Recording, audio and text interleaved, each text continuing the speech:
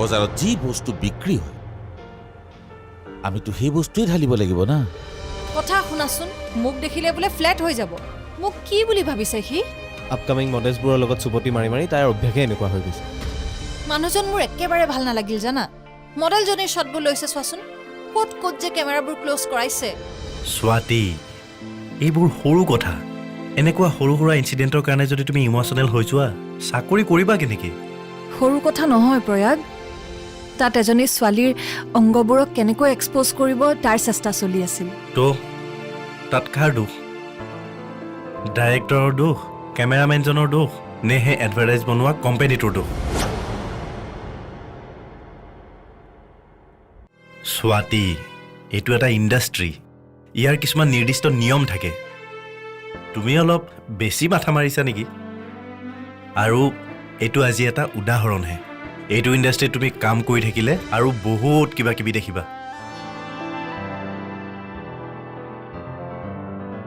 য'ত মানৱীয় প্ৰমূল্য নাই, য'ত মানুহৰ বা নাৰীৰ প্ৰতি সন্মান নাই, তাত মোৰ বহু কিবা দেখা বা চোৱাৰো কোনো আগ্ৰহ নাই। তেন্তে কি কৰিম বুলি ভাবিছা? এড এজেঞ্চিৰ চাকৰিটো বাদ দিবা, নে সেই মডেলজনীক চাদৰ মেখেলা পিন্ধাই শ্বুটিং কৰাবা? মই একো কৰিব নোৱাৰোঁ প্ৰয়াগ। অকলে যে একো এটা কৰিব নোৱাৰোঁ মই ভালদৰে জানো। কিন্তু এইবোৰ দেখি মোৰ কিবা এটা ভাল লগা নাই জানা। মই কিবা এটা সহজ হ'ব পৰা নাই। এনেকুৱা লাগিছে যেন মই এটা অশ্লীল ভিডিঅ' চাই দিলোঁ। লাহে লাহে চব ঠিক হৈ যাব। সকলোখিনি এডজাষ্ট কৰি ল'ব পাৰিবা। আজি তোমাৰ প্ৰথম দিন কাৰণেহে কিবা কিবি লাগিছে। গতিকে এতিয়া ব'লা, বহুত দেৰি হ'ল। কাইলৈ তোমাৰো ডিউটি আছে, মোৰো ডিউটি আছে। গতিকে ডাইনিঙত ব'লা। আৰে ব'লা।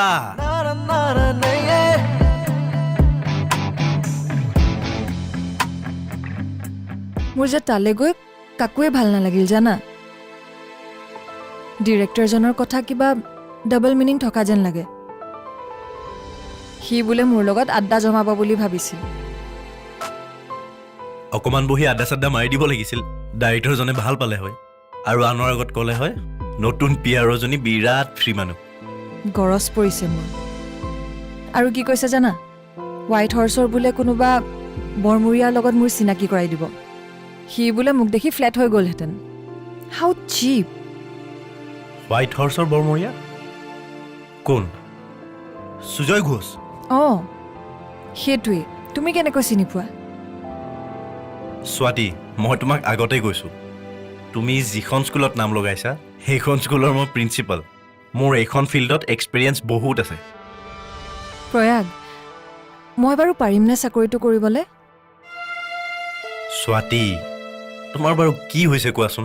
তুমি এজনী মডেলৰ শ্বুটিং দেখি এনেকুৱা ৰিয়েক্ট কৰি আছা যেন তুমি কিবা এটা নিষিদ্ধ কামত হাত দিছা।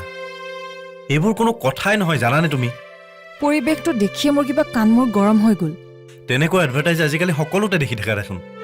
ঘৰৰ টিভিত 7 বছৰীয়া শিশুৰ পৰা 70 বছৰীয়া বৃদ্ধালৈকে তেনেকুৱা এডভাৰটাইজ সকলোৱে চাই থাকে। ক'তা তেওঁলোকৰতো কাণ মোৰ গৰম হোৱা নাই। তোমাৰ কিয় হৈছে? অকণমান ঠাণ্ডা হোৱাচোন স্বাতী। মোৰ প্ৰব্লেম এডভাৰটাইজটোক লৈ নহয়, মোৰ হজম হোৱা নাই পৰিৱেশটো। নাৰীৰ শৰীৰক অংগ প্ৰদৰ্শনক লৈ ইমান টেণ্ডেঞ্চি। ডিৰেক্টৰজনৰ যি চকু, যি কথাৰ ভাষা, এজনী ছোৱালীক যেন চকুৰে গিলি খাই দিব পাৰে। তেনেকুৱা এটা পৰিৱেশে মোৰ সহ্য হোৱা নাই। হ'লনে তোমাৰ? হ'ল যদি ব'লা। সন্ধিয়াৰ পৰা সেই সাধাৰণ কথাতে ৰিয়েক্ট কৰি মোৰ সময়খিনি নষ্ট কৰিলা। ইমান সময় যদি মই এই সময়খিনি শ্বেয়াৰ মাৰ্কেটত ইনভেষ্ট কৰিলোহেঁতেন, মোৰ বহুত লাভ হ'লহেঁতেন। আৰে স্বাতী, নোখোৱা যদি মুখ ধুই উঠা, আৰু সময় নষ্ট নকৰিবা। প্ৰয়াগ, মোৰ মনটো যে বেয়া লাগি আছে, সেইটোৰ মূল্য তাৰমানে তোমাৰ শ্বেয়াৰ মাৰ্কেটতকৈও কম। তুমি জানানে, শ্বেয়াৰ মাৰ্কেটৰ সময়ত তুমি যিমান ব্যস্ত হৈ থাকা, মই কিমান কি হেৰুৱাওঁ। কি হেৰুৱালা তুমি? টকা পইচা, সময়, কি হেৰুৱালা?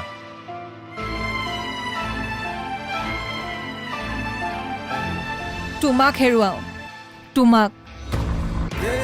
তুমি যেতিয়া শ্বেয়াৰ মাৰ্কেটৰ জুৱা খেলাত ঘণ্টাৰ পাছত ঘণ্টা পাৰ কৰা, হলিডেবিলাকতো তুমি যেতিয়া সেই তাতেই ব্যস্ত থাকা, সেই তেতিয়া মই সেই আগৰ প্ৰেমিক, সেই মৰমীয়াল প্ৰয়াগটোক হেৰুৱাওঁ। অ' স্বাতী, আমি এতিয়া প্ৰেমিক প্ৰেমিকা হৈ থকা নাই, আমি এতিয়া হাজবেণ্ড ৱাইফ। প্ৰেম মৰমে আমাৰ এই সংসাৰখন নচলায়। আৰু শ্বেয়াৰ মাৰ্কেট মোৰ চখ নহয়, মোৰ ইনকাম হয়, ইনকাম। শ্বেয়াৰ মাৰ্কেট, প্ৰমোশ্যন, বছক খোজ কৰোৱা, পাৰ্টি, ডিনাৰ এইবিলাকে তোমাৰ সংসাৰখন চলাই নিব নহয়। সৰু ছোৱালীৰ নিচিনা তৰ্ক নকৰিবা, বি মেচিয়ৰ্ড। আমাৰ সংসাৰখনৰ ডেভেলপমেণ্টৰ কাৰণে কষ্ট কৰিবই লাগিব, ইনকাম বঢ়াবই লাগিব। আৰু তাত তোমাৰ বেয়া লাগিলেও মোৰ কোনো উপায় নাই।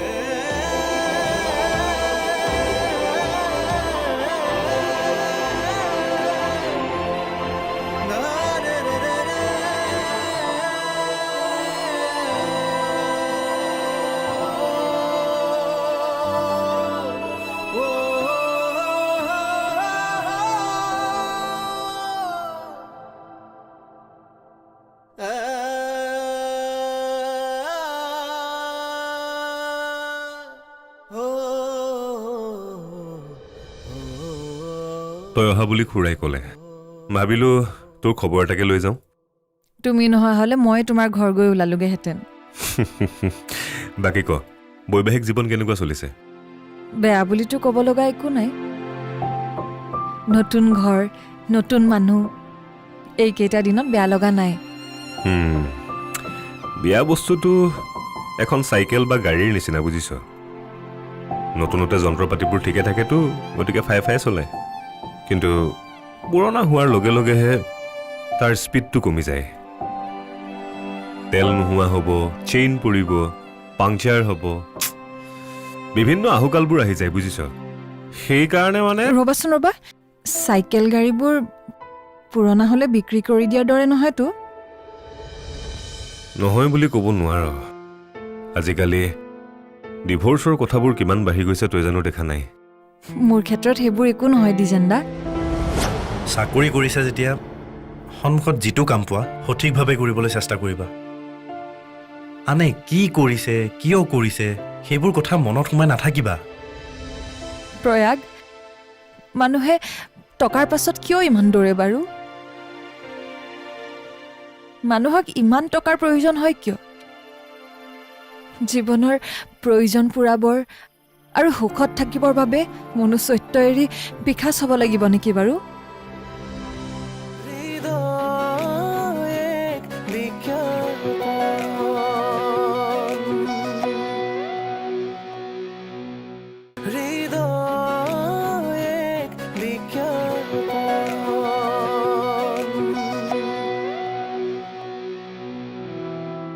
কিমান লাগি লাগি প্ৰয়াগলৈ বিয়া হৈছোঁ। তাক মোৰ জীৱনৰ পৰা আঁতৰ হ'বলৈ নিদিওঁ।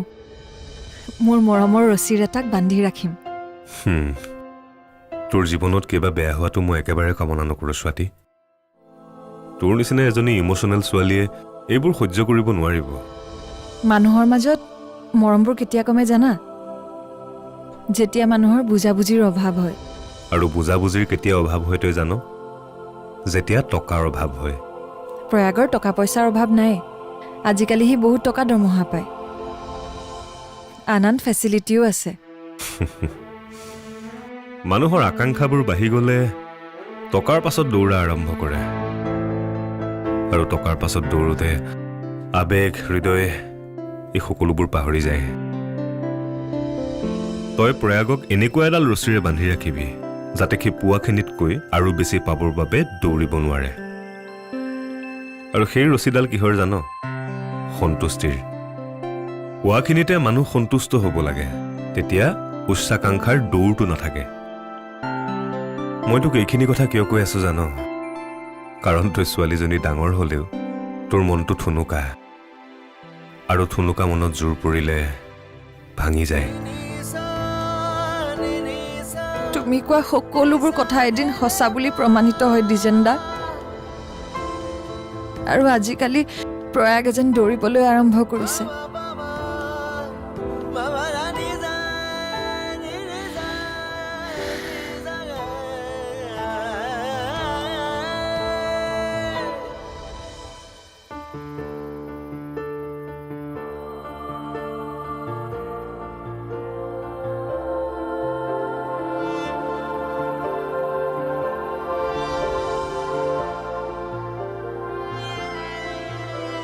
স্বাতী শুনাচোন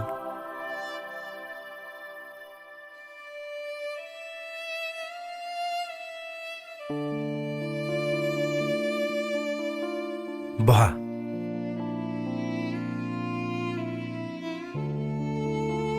তোমাক এটা কথা কওঁ চাকৰি কৰিছা যেতিয়া সন্মুখত যিটো কাম পোৱা সঠিকভাৱে কৰিবলৈ চেষ্টা কৰিবা আনে কি কৰিছে কিয় কৰিছে সেইবোৰ কথা মনত সোমাই নাথাকিবা প্ৰয়াগ মানুহে টকাৰ পাছত কিয় ইমান দৌৰে বাৰু মানুহক ইমান টকাৰ প্ৰয়োজন হয় কিয় জীৱনৰ প্ৰয়োজন পূৰাবৰ আৰু সুখত থাকিবৰ বাবে মনুষ্যত্ব এৰি বিকাশ হ'ব লাগিব নেকি বাৰু এজন মানুহৰ জীৱনটো পাৰ কৰিবৰ বাবে কিমাননো টকা লাগে আৰু সেই কেইটা টকাৰ কাৰণে সব বাদ দি কিয়নো দৌৰি ফুৰিব লাগে বাৰু মানুহৰ জানো অভাৱৰ সীমা আছে কেৱল টকাৰে জানো সকলো অভাৱ পূৰণ কৰিব পাৰি অভাৱ মানসিক এক প্ৰক্ৰিয়া আজি মোক সোণৰ নেকলেছ লাগে কাইলৈ হীৰাৰ তাৰ পাছত প্লেটিনাম তাৰ পাছত আৰু বেছি টকা পইচা নহ'লে জানো কিবা কৰিব পাৰি মই সেইটোকেই তোমাক সুধিছোঁ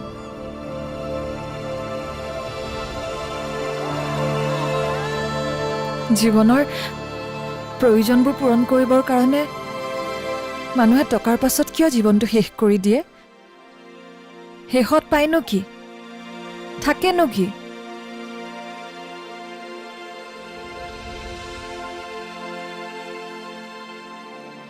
আমাৰ দৰে মানুহবোৰৰ দুটা লাইফষ্টাইল থাকে এটা হ'ল ইম'চনেল আৰু আনটো হ'ল প্ৰেক্টিকেল আমাৰ দৰে মানুহবোৰ কেৱল ভাৱ বা আৱেগৰ জৰিয়তে জীয়াই থাকিব নোৱাৰোঁ আমাৰ ষ্টাইলত জীয়াই থকা মানুহৰ অলপ খৰচটো বেছি আমাৰ এই ধৰণৰ জীৱনটোত হৃদয় বোলা বস্তুটো নাই নেকি এটা সময়ততো আমি ভাৱ বা আৱেগক লৈয়ে জীয়াই আছিলোঁ তেতিয়াতো আমাৰ এটা ভাল জীৱন আছিল প্ৰাণময় জীৱন আজিকালি মগজু বিক্ৰী হোৱাৰ দৰে হৃদয়ো বিক্ৰী হয় তেনেকৈ হ'লে দেখোন শৰীৰত হৃদয় বিচাৰিবলৈ কোনো প্ৰয়াস বা কোনো ভাস্বতীয়ে জীয়াই নাথাকিব আমাৰ পাছত এটা প্ৰজন্ম আহিব আমি যদি 40 কিলোমিটাৰ স্পীডত দৌৰিছোঁ সিহঁতে 80 কিলোমিটাৰ স্পীডত দৌৰিব লাগিব তেতিয়াহে পৃথিৱীখন আৰু জীৱনটো সিহঁতে বেলেঞ্চ কৰিব পাৰিব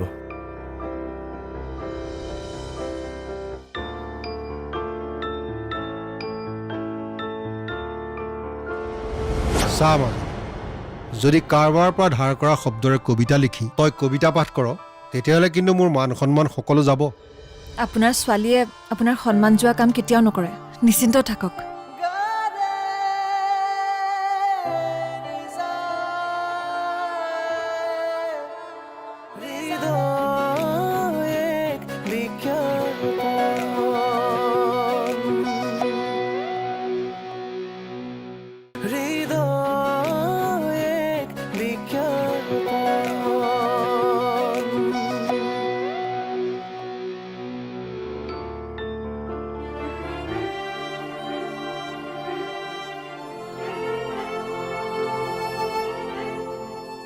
তেতিয়া নাথাকিব অন্তৰৰ সন্মান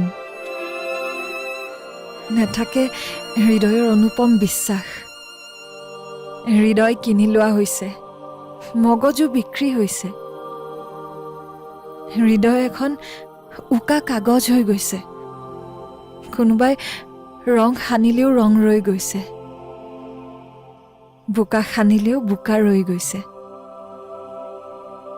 হৃদয়ৰ দাম কছাৰীখানাৰ মাংসতকৈও কম হৈ গৈছে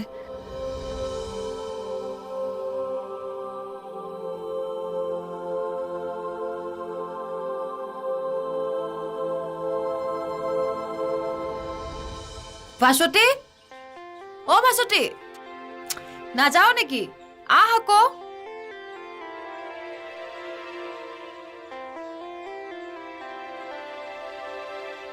অঁ এইজনী আমাৰ নয়না দেখোন হেৰ' কোনফালে যাওঁ খুৰা আমাৰ গানৰ প্ৰেক্টিচ আছে গান কি গান ক'ত গাবি আমাৰ যুৱ সংঘৰ অধিৱেশন আহি আছে যে তাৰ বাবে কোৰাছৰ প্ৰেক্টিচ হৈ আছে ভাবিলো ভাস্বতীকো লৈ যাওঁ অঁ আমাৰ মাজনীয়ে গান গায় এনে কোৰাছত থাকিব আৰু অঁ তাই আচলতে কবিতা আবৃত্তিহে কৰে বৰ ভাল আবৃত্তি কৰে হয় নেকি মই দেখোন গমেই পোৱা নাই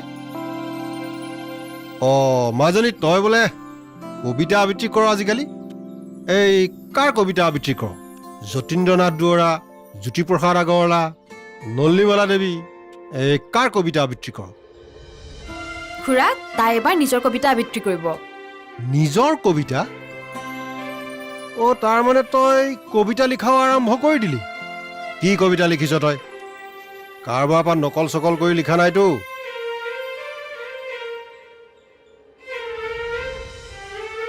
খুৰা তাই কিয় নকল কৰিব তাই ইমান ভাল কবিতা লিখে তাইৰ পৰাহে কোনোবাই নকল কৰিব নয়না আমি যাওঁ ব'ল খুৰা সময় পালে মিটিঙত তাই কবিতা শুনিবলৈ যাবচোন নয়না চাওঁ মাজনী চাওঁ এইফালে আছোন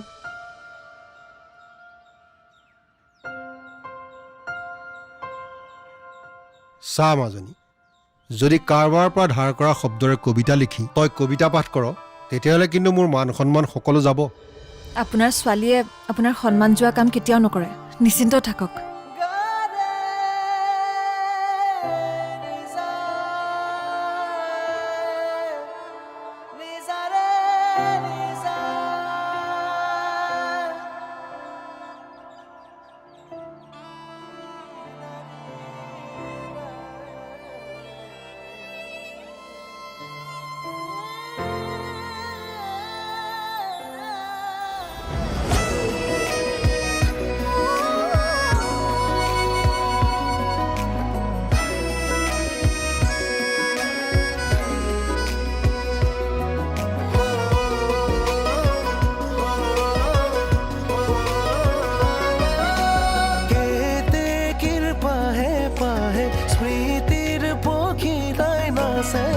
আঙুলিৰ ফাকে ফাকে সময় বাগৰে জীৱন জয়ৰ দুৰন্ত অভিযান